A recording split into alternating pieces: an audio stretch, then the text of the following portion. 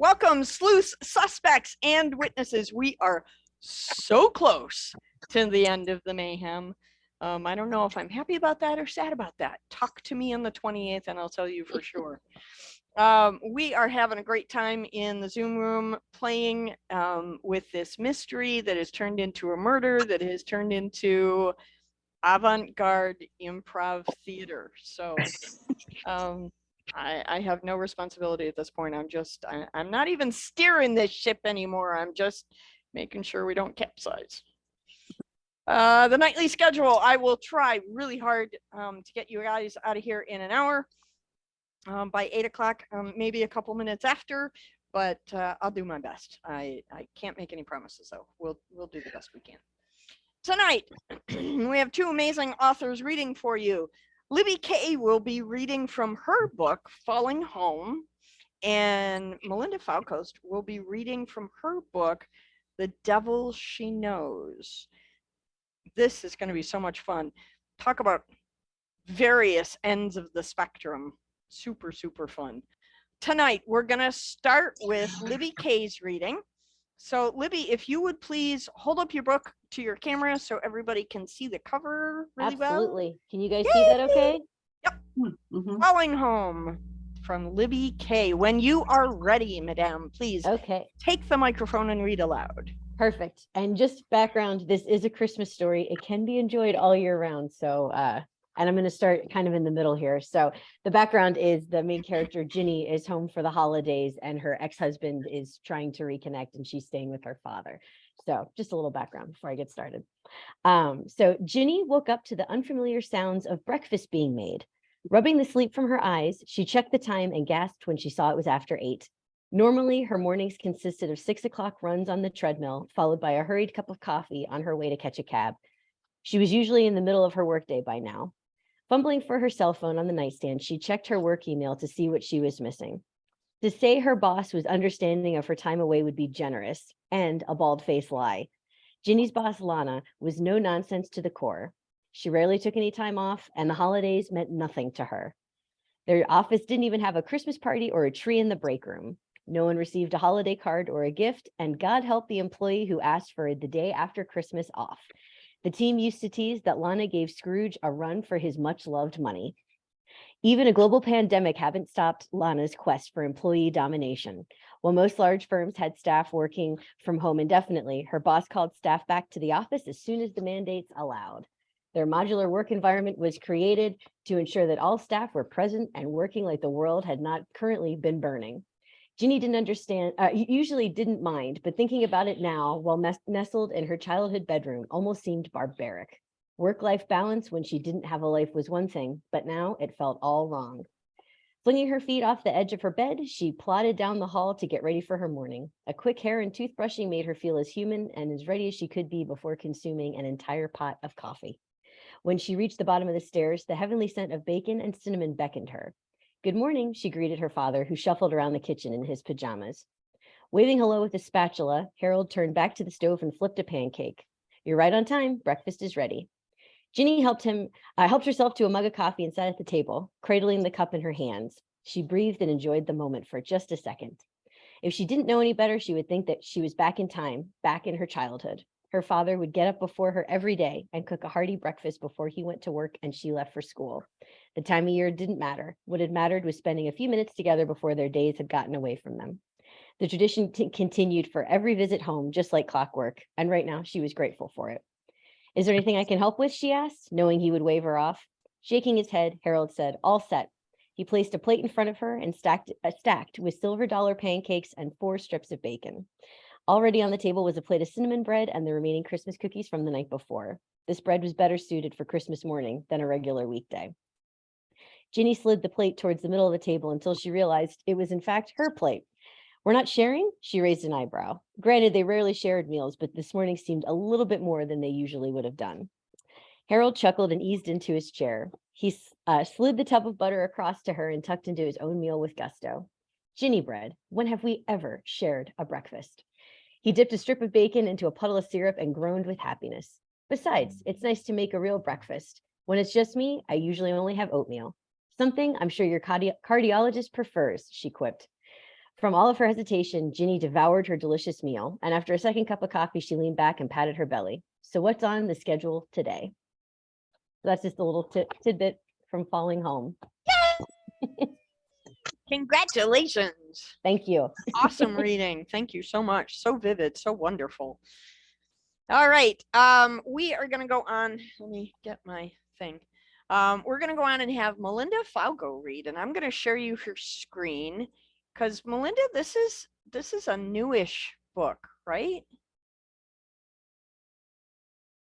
Are you okay? Same boat as Christopher. This one actually doesn't drop until March the 4th. March 4th. So exciting. It's like still in its embryonic stages. Yeah, I mean That's it's so all ready to go. It's just waiting for that publication date to go live. So exciting. So That this is an amazing is cover. it Thank is. you. This is The Devil She Knows by M.T. Falgo. Did that all by my lonesome. That's incredible. That it's super creepy. When you are ready, ma'am, please take the microphone and read aloud. Thank you. So this is a supernatural thriller, guys. So rain was coming. He could smell it. The prevailing wind brushed a whiff of charged ozone under his nose. It mingled with the loamy scent of freshly overturned earth and something more dank and musty. He grinned like a mad skeleton. He was nearly there. He caught a snatch of newscasts drifting from one of the neighborhood bars. The National Hurricane Center is keeping an eye on an unnamed storm system approximately 350 miles south of the southern coast of Florida. The first fat, wet drops splattered the uneven street in front of him. He pedaled harder.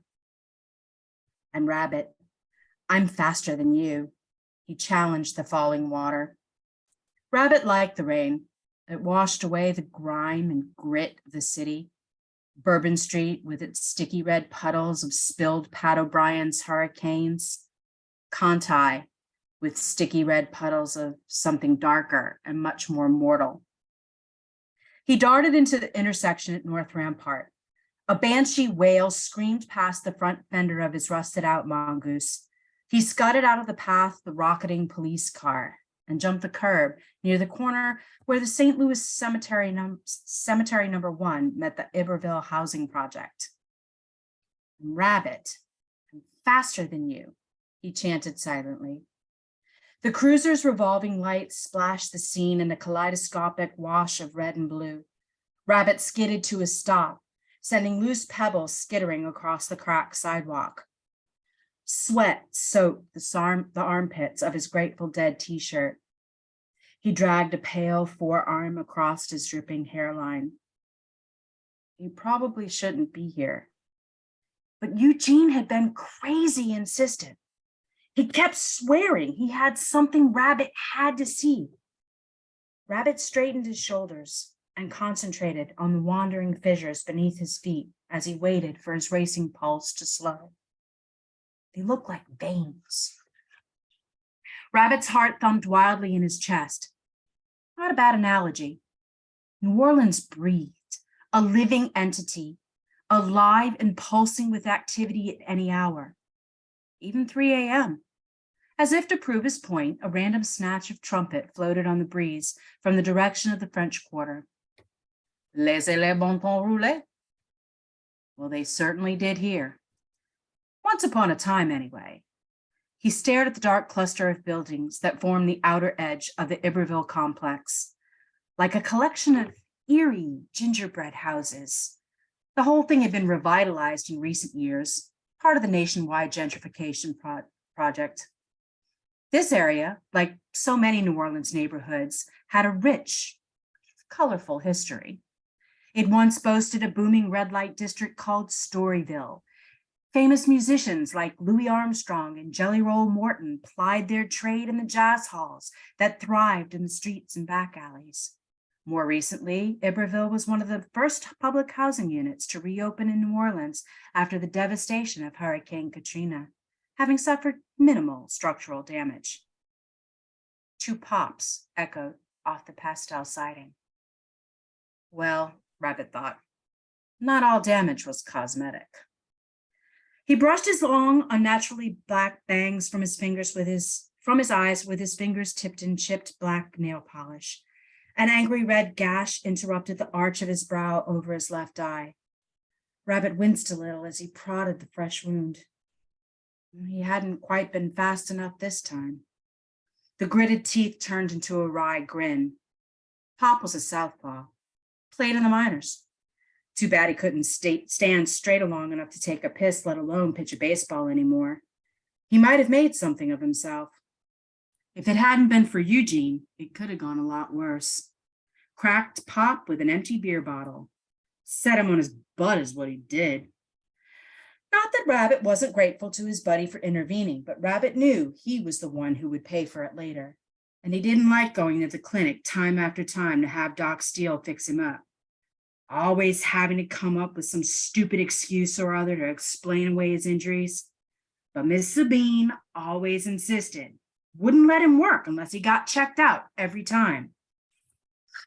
Whining, Rabbit admonished himself. Besides, Eugene was waiting. An angry caw trumpeted over the stone wall behind him. Something had disturbed a large black crow. It took flight over the pale walls of the graveyard, a black, swooping shadow, and then dissolved into the night. An old decrepit cemetery probably wasn't the best meeting place, especially one where many of the graves had crumbled into an anonymous piles of red brick and dusty mortar. But that was Eugene for you.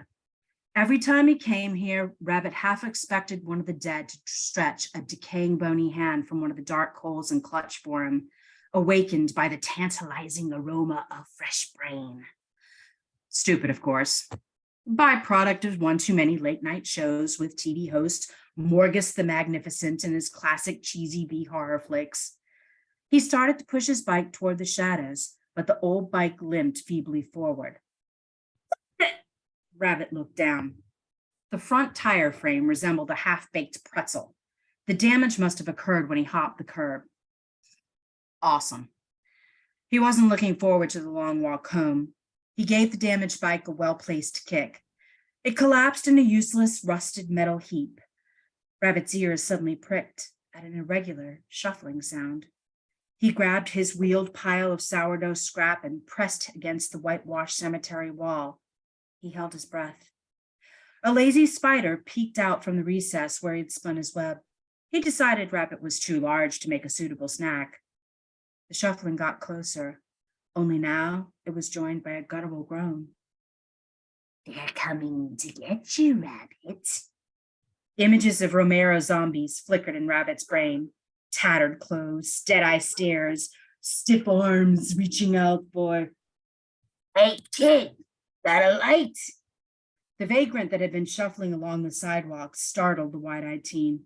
Rabbit stared blankly at the toothless, grizzled face. What's that? The drunk continued. Marie Laveau put a zombie curse on ya? The old man jabbed a crooked thumb at the walls behind Rabbit towards St. Louis No. 1. Reference to the famed voodoo queen jarred an awkward motor response from Rabbit. He patted himself down and offered the lighter that always resided in the pocket of his torn jeans. Yeah, no, sorry, take it. The man reached out his palsied hand and wrapped his long fingers around the lighter. Mighty nice of you. How's about a smoke? Aggravation stripped the last vestiges of uneasiness from Rabbit's nerves. He was running out of time. It wouldn't be long before his father slept off his Jack Daniels nap. If Rabbit didn't make it home before he woke up, well, there were worse fates than having your brain eaten by a zombie. He dug into his back pocket and shoved the entire pack of Lucky Strikes into the man's outstretched hands. He'd snaked them from Pop's nightstand. Unfiltered! Come on, give me a break, the vagrant groused as Rabbit melted into the darkness overshadowing Liberty Street. Rabbit left the old man grumbling and made a beeline for his secret entrance as the random splats of rain grew more insistent. Good thing ramen didn't put a lot of meat on your bones, Rabbit thought, as he pushed his skinny frame through the crumbled hole in the brick wall. It puzzled him how his plump friend always managed to squeeze through the small opening. The cemetery didn't have 24-hour security, but the iron gates were locked tight at 3 p.m. most days. Fortunately for Rabbit and Eugene, someone had tried to establish a drive-through service, the front end of their vehicle creating an opening just large enough for two thrill-seeking 16-year-olds with nothing better to do on a Saturday night. Rabbit thumped into a tumbled heap on an expanse of grassy plot. The unofficial entryway opened just over the Protestant section of the cemetery. This part of the graveyard was largely anonymous, with few markers identifying the sleeping interred. Rabbit picked himself up and dusted the graying dust from his legs. He looked up and caught sight of that which continued to amaze and bewilder countless visitors to the Crescent City, a city of the dead. The unusually high water table in South Louisiana prevented standard interment in the ground. A good flood could raise long-gone ancestors to visit once again among the living. While Mom and Pop were sorely missed, it was a little disconcerting to have them bobble up to join a crawfish boil years after they'd been buried. So, like Père Lachaise in Paris, the dearly departed were entombed in mausoleum cities, clusters of miniature marble and stuccoed buildings along small brick and grass streets. Rabbit began to navigate his way through the decaying city of death. Right, then left, 5 tombs down. No Eugene. Rabbit checked the time on his cell, 3:15. Eugene should have been there. That's when he heard it. Chink, chink, chink. The sound of metal biting into stone. Rabbit ducked down behind a shabby, crumbling crypt. He tried not to imagine what lay decaying inside the gaping dark maw yawning beside him. He fingered the St. Christopher medal at his neck. Did St. Christopher protect against zombies? Whatever the hell Eugene had to show him, it better be good. Where the hell was he anyway? It was all his stupid idea. Chink, chink, chink. Rabbit heard a heavy thud, the long scrape of something being dragged over stone, stripped his nerves like nails on a chalkboard. His head turned in the direction of the strange sound. He noticed a wavering orange-yellow glow hovering over the tombs just a few narrow alleys over. Rabbit scowled. Eugene, did that dumb butt go and build a fire in the middle of the darn cemetery? Wait till I get hold of him. Rabbit straightened his bony shoulders and stood tall, prepared to knock some sense into his practical joking friend. The cemetery was a protected historical landmark. If they got caught screwing it up, Rabbit didn't bother to finish the thought. He just knew he preferred dodging his dad's fist to the stifling confines of juvie. Rabbit's worn Converse dislodged a loose brick. It clattered to the stony pathway, the sound ricocheting between the mausoleum walls. A sudden pall of silence draped the cemetery. He braced himself. Here it comes, Rabbit thought. Any moment Eugene, all buck to 225 ebony pounds of him, would jump around the corner and make Rabbit wet his pants. Wasn't gonna happen, Rabbit thought. Ha! I'm Rabbit. I'm faster and smarter than you. A full 60 seconds passed. Nothing. A sobering thought occurred to Rabbit. What if it wasn't Eugene? He sucked a breath and held it. Just before his skin began to tinge purple, a solid thud of a drum echoed through the night. A second deep boom followed the first, then another. Soon the rhythm matched the wild pounding of Rabbit's heart. A deep baritone chanting joined the throb of drums. Rabbit dared to glance around the corner. A flush of warmth rolled over him, his breath catching in his throat, as a wave of heat from a roaring bonfire rippled through the air. It swirled in a crackling cone near an opened tomb. A large, darkened figure stood forward of the yawning black entrance. Rabbit was too far away to discern any more detail of the mysterious shadow. The open coffin he saw with vivid clarity. There, lying in the open casket, was his friend. Only Eugene wasn't Eugene. Eugene laughed like a braying donkey. Eugene told ridiculously dirty jokes. Eugene could put away a full-size muffaletta from Central Grocery and still have room for a dozen beignets. Eugene wasn't a lifeless, ashy brown. Eugene didn't have blood trickling from a bizarre symbol raked into his wide forehead. And Eugene wouldn't lie there, docile, while a tall, top-hatted figure towered over him, skull face grinning, poised to plunge a blade directly into his chest. I'm sorry, I'm gonna have to stop you there.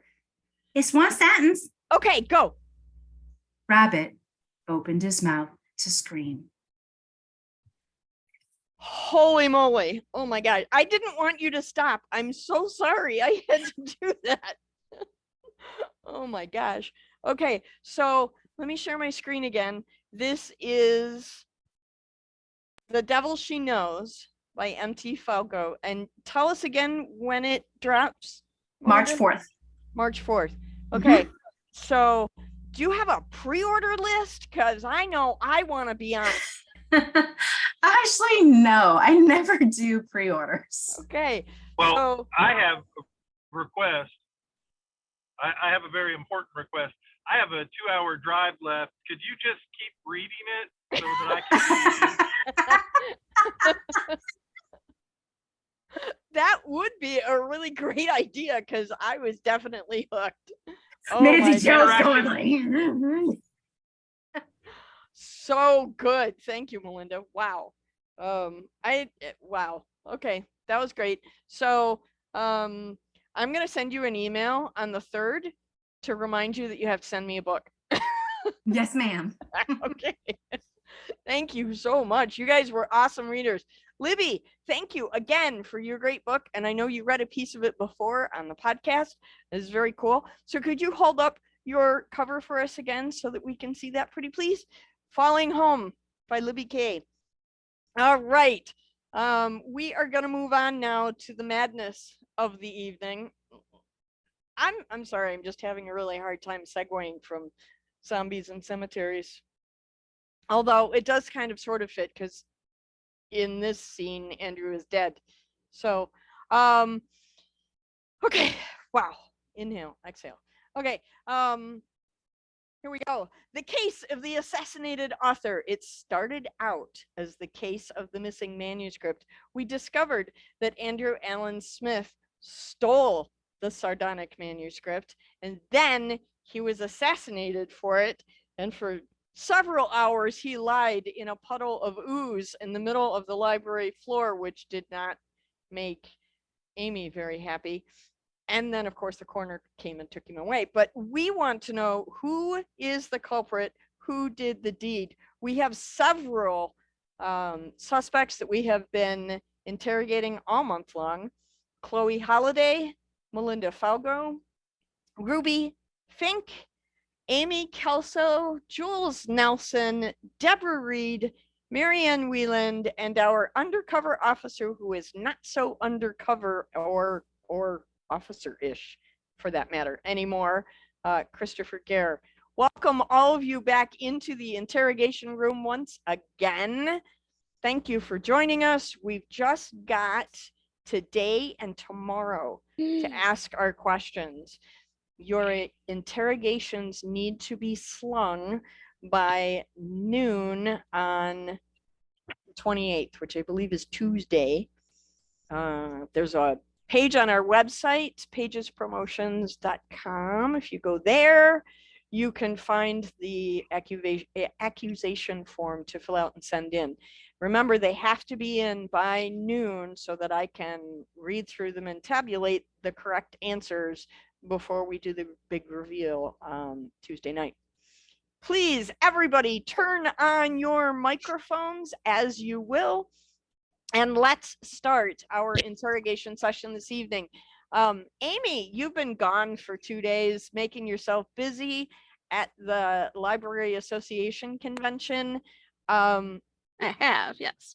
What do you have to add since you've been gone? Well, first of all, I'm very glad I got to go to that convention, even though anyway, because I got to learn more about being a good librarian. Because of course, it's kind of known now, my goal eventually is to, be a library director. Well, Of and it course, was revealed when you were gone that, Jules doesn't really want the job anyway. well, I was gonna say, once Jules Yeah. purposely leaves, I would never try to get rid of her, but when the time is right, I am learning to become the best possible library director I could be, because it is in my blood. I think we've talked, we mentioned that I just recently put all these things together and realized that my grandmother, who used to be a librarian at this very library, is also Mary Ann's grandmother, which Yes. makes us cousins. Yes. Oh, And I feel a very strong calling, of course, to keep on that legacy of safeguarding books, especially, and I'm so glad we have it back, that sardonic manuscript, which is very, yes. very important to me. So I did want to say that, but I also, so while I was gone, learning to become a better librarian, I did request our Diana, who runs the library, Friends of the Library thing. I asked her to record what was happening while I was missing, and I did watch that. And I do have to mention I was a little bit hurt by some of the comments that were made about me while I was gone. I don't know why anyone would say such things about me, unless maybe you're just jealous of what a great librarian I am. But I was a little hurt, and I will just admit that right now. I'm so glad you're back, Amy. I'm glad you're glad I'm back. 'cause We missed you. We're so glad you're back. I knew you would, because things just run smoother when I'm here. I know. So yes. Absolutely. And things are much clearer when you're here too, specific questions with direct answers. It just, yeah. Crazy how that works. Some people can do that. But then, Christopher, when you're not guilty, it helps. Yes. And Christopher, she's not guilty. no, of course. Well, No, none of she's us not. are. None of us are. Christopher, do you have anything to add? You Was looked there a at him. question anywhere in that? No, that was all just comments. No, I don't have any questions at this point. I just had to clear the air about a couple things that was discussed while I was gone. So Okay, cool. Nifty. Does anybody, Mary Ann, do you have a question? Well, I just kind of had something to say, other than the fact that my lovely cousin is going to make a wonderful, wonderful library director. And I just think she's amazing. So other than that, and she can't possibly be guilty of anything. So Jules, contrary to the popular opinion in the room, I still love you. oh, I have nothing against Jules. Just saying. Just oh, saying. she's wonderful too. She's In very all wonderful, the too. time that we have worked together in the library, you have been very supportive and you've been very available to the Friends of the Library Association. And I am tremendously grateful for you being here. And if you leave, I will definitely miss you. I mean, Same other here. than a few minor mistakes as far as letting Linda back in, everything you've done, I agree with totally. So yeah. So Christopher, since you're not napping, do you have anything to say, Christopher? Actually, I have. Oh my question. God, no. Question. A question? Okay, fine. Really? Ruby, Yeah.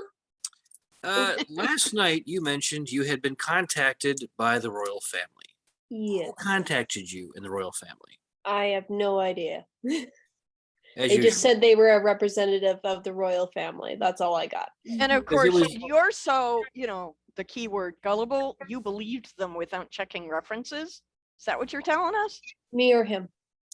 You. Oh, I thought he was the gullible one. Sorry. Sweetie, you were thinking. That's so cute. Anywho, your question? Well, I did have a follow-up to that. You had mentioned also that they had asked you to essentially help Melinda. Mhm. But they also wanted to get the copies of the manuscript back so they could destroy them and rewrite history. Why Yes. would they ask you to help Melinda if they were going to rewrite history anyway? That seems counterproductive. By getting her to be accepted as a member of the crown is counterproductive, or It is counterproductive because they wanted her out. They didn't want the anyone knowing about it. Well, but we established the last couple of days that anything is better than an ill king and a schizophrenic next in line and a master thief who can't be next in line because he's now dead. So Ruby would probably, I mean, as we were talking earlier, she would agree that it would be better to put Melinda on the throne, right? Yes. I mean, you know, as opposed to some peasant. Yes, Maybe. that goes along with the conversation that I had from the royal family that called me. So Mhm. that's the information I got as well. Better to put Melinda on the throne than a thief or a crazy king. So, hey, made So, sense to me. Mary Jo, Mandy Jo, I'm sorry, what was your comment? I saw it real quick in the chat. What were you saying? Well, maybe they meant to poison Melinda instead of Andrew, and they got Andrew instead. They did Oh. both have crazy orders for the coffee. So Yeah. So maybe it was so complex a drink order from both of them that somebody got confused. Is that possible? Marianne, is your staff that thick? Well, I like to think not. I think Lumbo is an excellent barista and Boomquisha, but Lumbo has been a little spacey lately, so I wouldn't rule that out, although I hate to think that. Yeah. Amy, go ahead. So I just want to clarify, I know you guys talked about this yesterday and I watched the recording. But the plan apparently was to get the sardonic manuscripts and destroy them so they could put new ones in. Yes. Who here, I'm going to ask all 7 of you that are not me suspects, who knew that this was the plan? I mean, how did we find out? that? I think 4 of us.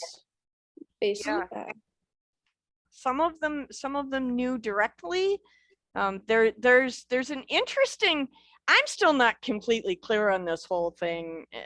Chloe and I were talking earlier about this whole thing about what did Deborah know about Christopher's layovers, and did Christopher lay over in Sardonia or not? I mean, Chloe, you brought this up earlier. How much, I mean, this seems rather odd that the two of them are working in concert with each other and they don't know. I mean, yeah, it's But they don't trust each other? the direct contradictions when they are supposedly working together. It just seems funny.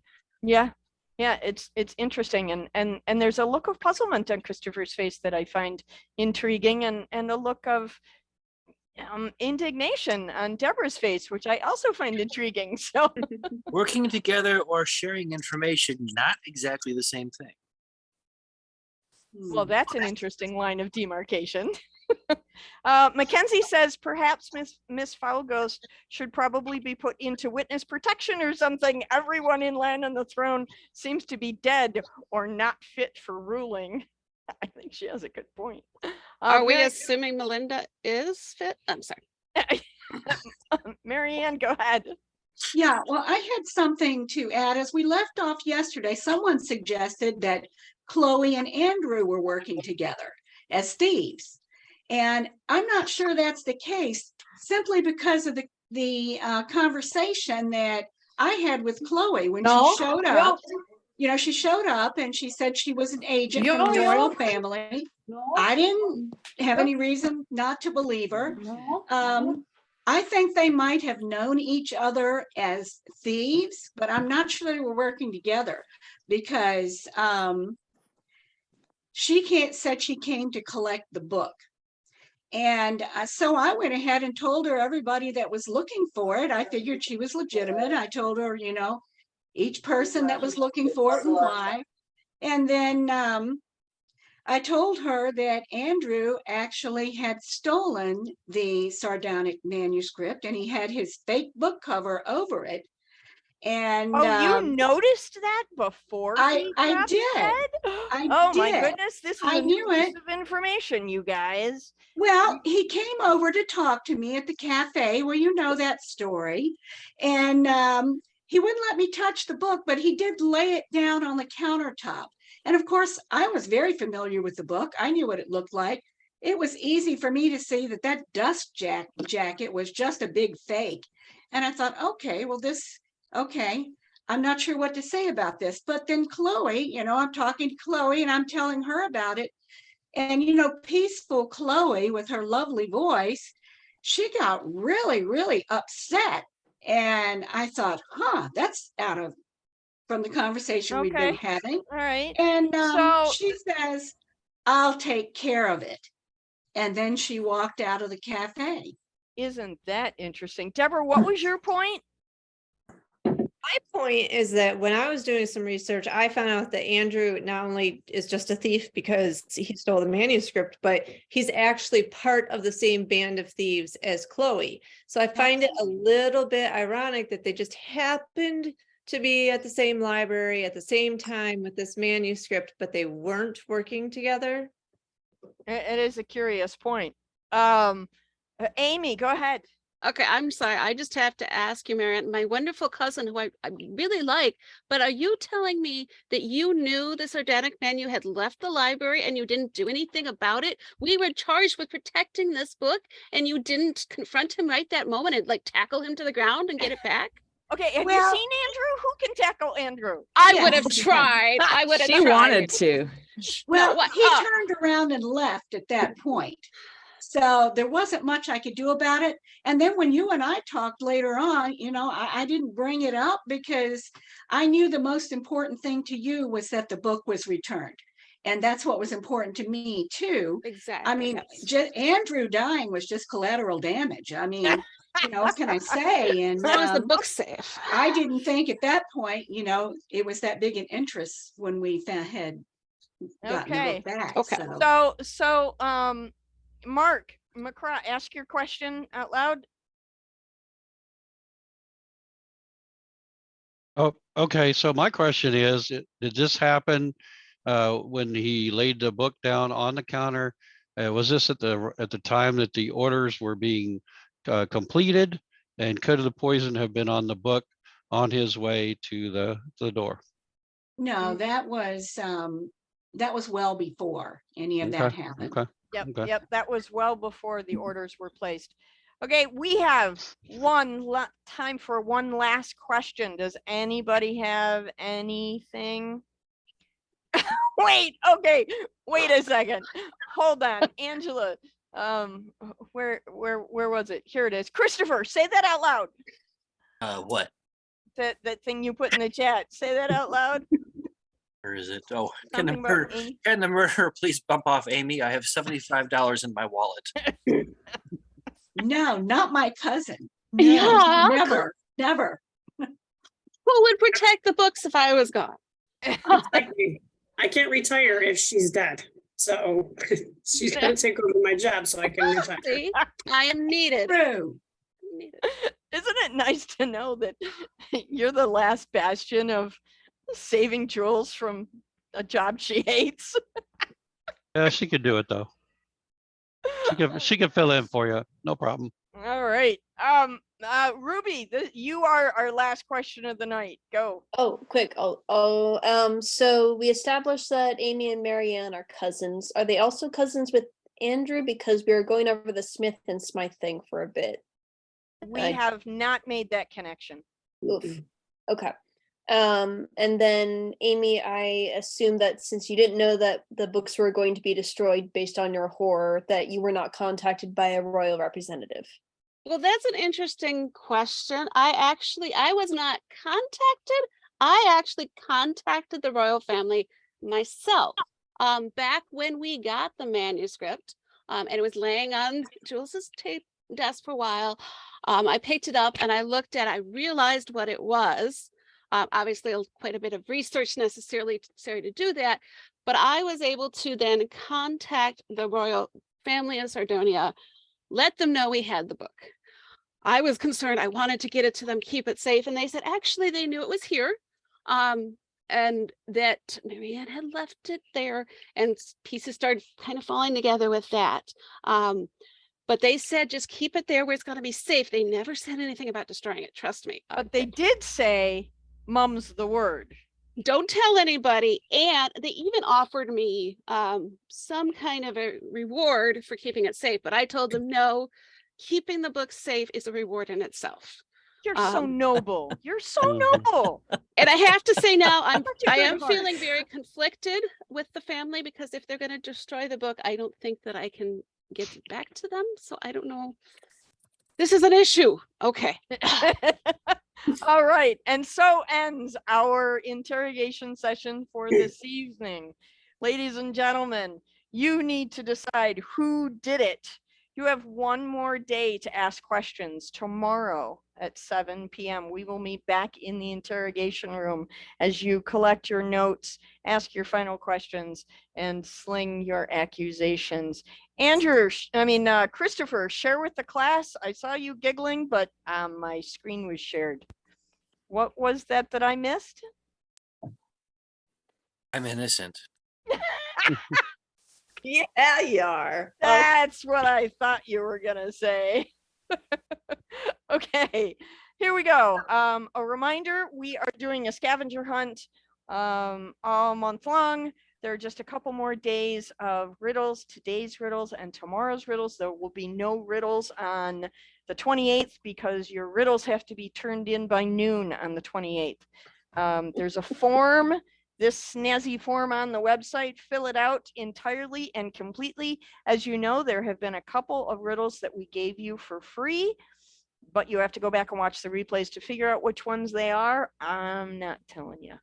Thank you, Riddle Master Jacob Bullen, for helping me with this really amazing endeavor. I am not smart enough to do this myself. I've said it over and over again, and I appreciate Jacob tremendously. The fingerprint dead body chalk outline.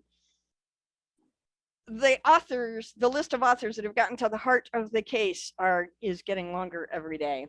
Deborah Reed has, again, my number dyslexia people, I'm sorry. Deborah Reed has 203. Andrew Allen Smith has 205. Amy Kelso, 182. Chloe Holiday, 131. Ruby Fink, 129. Jen Rinaldi, 123. Marianne Whelan, 115. Emma Palova, 114. Christopher Garrett, 113.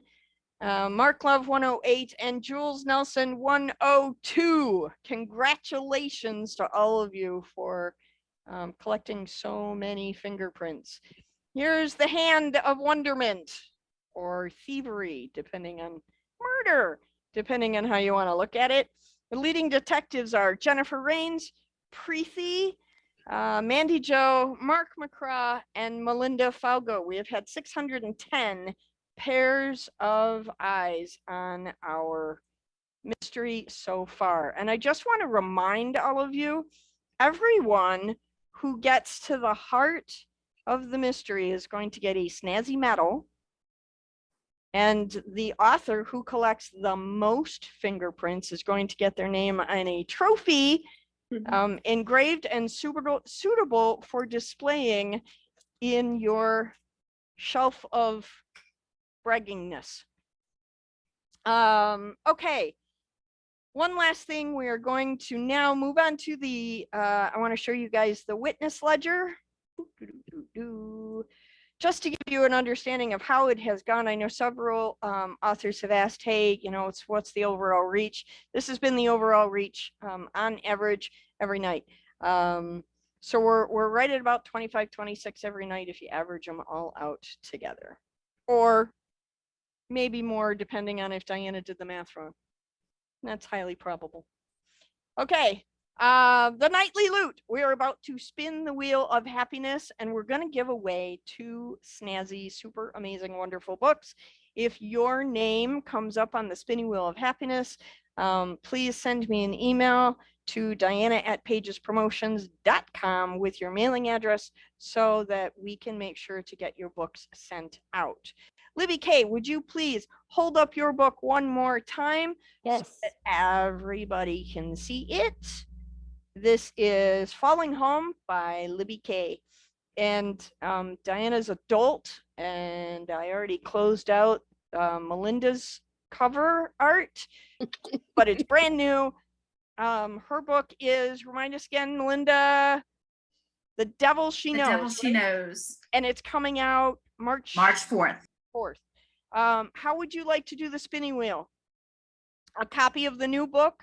Yeah, I'll be able to get him a copy of the new book. It only I'll send it regular, like, priority mail. Yep. So that they get it quickly. But awesome. But it might come after March 5th because it doesn't drop until March 4th. So if you win Melinda's book tonight and it's a little late, just bear with us. It'll get to you. Promise, promise, promise. It'll get to you. All right. As I prepare the spinning wheel of happiness, we're going to go around the room and ask a question as we always do. And this came to me earlier today while I was making lunch, and I thought, oh, that'll be fun to ask. So tonight's question is whether you are an author or a reader. I want to know, what are your favorite genre or trope mashups? What are 2 genres you'd like to see in the same book, or 2 of the most popular tropes that you would like to see in the same book? If you're an author, which ones do you like to mash together to write? If you're a reader, which ones do you like to read that are smooshed together? So, Marianne Whelan, let's start with you. What's your favorite mashup? I like suspense and intrigue with a little bit of comedy here and there. Awesome. Jules Nelson. I wasn't paying attention, so what's your favorite genre or trope mashup when you're writing a book or reading? Your choice. Well, you mean like, because like my newest series is like Pioneer Times, but it's in the future. Pioneer Times in the future? That's cool. Yeah, I like that. Future history. That's nifty. Yeah. Libby K, what about you? Well, for me, I write contemporary sweet romances, but as a reader, I love either romance or thriller. So romantic suspense are always fun as a reader because it's the best of both. Awesome. Amy.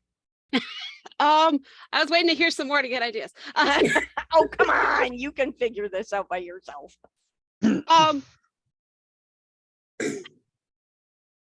Realistic fantasy. So I guess that's kind of in itself. You got fantastic elements, but it's also real life, and combining the two. Okay. That's fair. Okay. Christopher. Probably humor and horror. Okay. Yeah, that sounds we like just you. read that. Mandy Joe, what do you like to see smushed together? I would say mystery with a little bit of romance with a little bit of humor. Nice. A trio of smushiness. That's what I'm working on right now. So okay. Diana, what about you? Mystery suspense with some humor and romance. Oh, a 4-way. Look at that. Okay. Deborah Reed, what about you? I kind of agree with like Marianne and whoever else said it, that I like thrillers, but I like some humor in there to kind of like break it up, and also because anyone who knows me knows I love sarcasm and snarky characters. You? No. No, couldn't be you. Chloe Holiday, what do you like to smush? I love to read and write, in particular, suspense thriller with romance and a fair dose of humor. As a reader, I gravitate towards something weird. If I haven't seen it before, like, a mummy and a pirate mashup, or, Western and sci-fi, I'll read something just because it's bizarre. So that's my weakness. Very cool. That's fun. Jen Rinaldi, what about you? Snarky paranormal with a little bit of humor and then a weird twist having to do with religion. Wow. Okay, that's a lot rolled into a book. Ruby Fink. Honestly, most of the tropes I enjoy can be found in a good J.D. Robb novel, because you've got mystery, you've got it's set in the future, so there's a little bit of fantasy and some really cool tech. There's humor to break up the horrible crimes that are being committed. I might take out the 3 graphic sex scenes they have in the books, but other than that, they're perfect. Okay. Gary Floyd. I like comedy and I like drama and I like things that make me think about them after I finish reading it. Very good. Jennifer Wilcock. As a reader, I read a book that was based on a classic, The Scarlet Pimpernel, but it was steampunk and futuristic. And it was really good. That sounds like a lot of fun to read, actually. It was. I'm just imagining Danny Kaye in a book like that. That would be really entertaining. Mark McCraw. Science fiction and adventure. Those are the 2. Okay. Emma Palova, what about you? It would be mystery, history, and adventure. Okay. Angela Spears. I would say I'd like to read a mashup of steampunk with the riverboat gamblers put into it. I just think it would be fantastic to see that flavor to it. Okay. Writing, I end up with a lot of horror romance. Okay. That's what it is. Mackenzie, if you would put yours in the chat and Amy will read it for you. Deb McPeak, what about you? History and romance. Nice. A Time good travel. Good combination. Melinda, Okay. what about you? Do you want to read Mackenzie's first? Amy's gonna do Mackenzie's, but I want to hear Go from first. you. Okay, all right. It's got to have humor. If there's no humor in it, then I don't care what other genre it is. It gone. That's not true. But I do prefer something with humor. But I'm with Diana. I like something that has mystery or suspense in it, but also just a tinge of romance.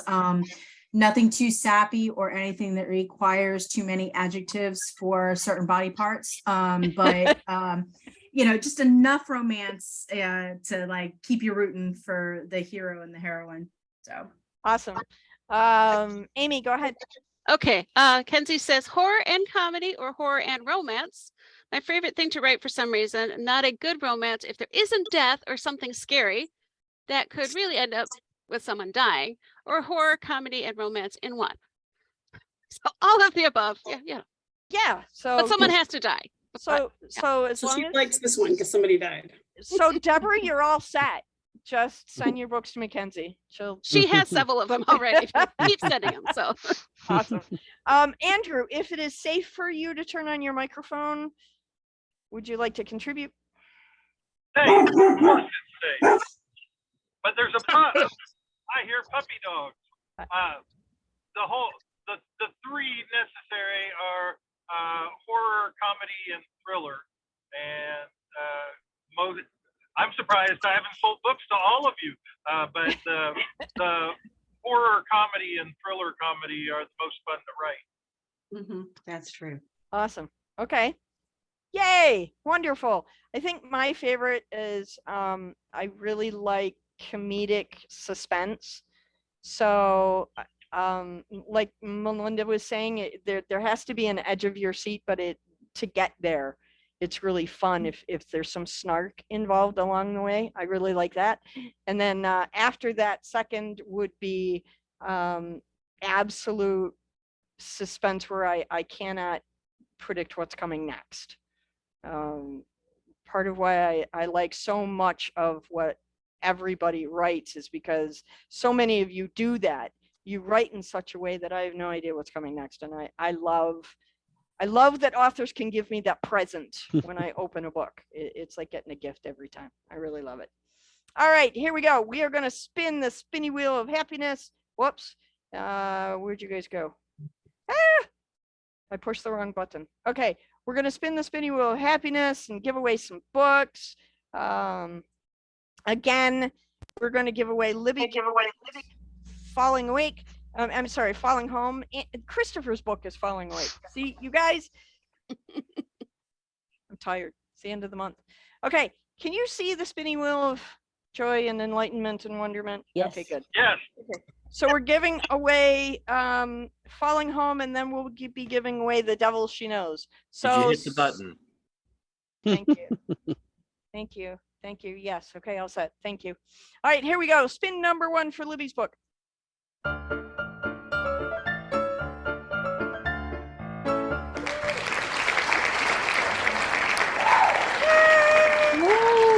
Yay! And, okay, spinning wheel number 2 for Melinda's book.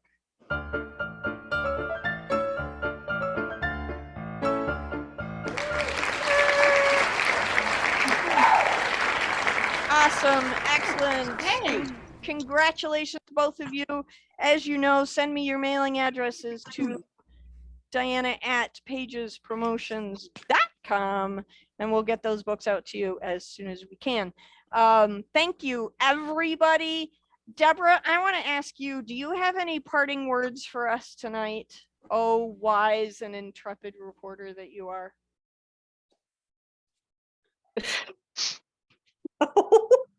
No? Wait a minute. We've caught Deborah at a loss for words. This could be monumental, you guys. I know. I don't know. Like you, I think today I've been like in a brain fog. I just feel like so exhausted. Like my brain just isn't working. So I don't know. Okay. Chloe, any parting words from you? Well, actually, I'm thinking about Christopher's $75 in his wallet, and it's making me wonder if detectives are so poorly paid that they're easy to pay off, or if he only has $75 because he's also paying other people, maybe to delay toxicology results, or who knows what. It just that was an interesting thing to bring up to me, and I'll be thinking a little more about that. Or Well, maybe I offered to have somebody killed, and you responded. Clearly. Deborah, what were you saying? I said, or maybe it's 2023 and no one carries cash anymore. Okay. I'm sure there's an ATM in the library. No, why would you need money in a library?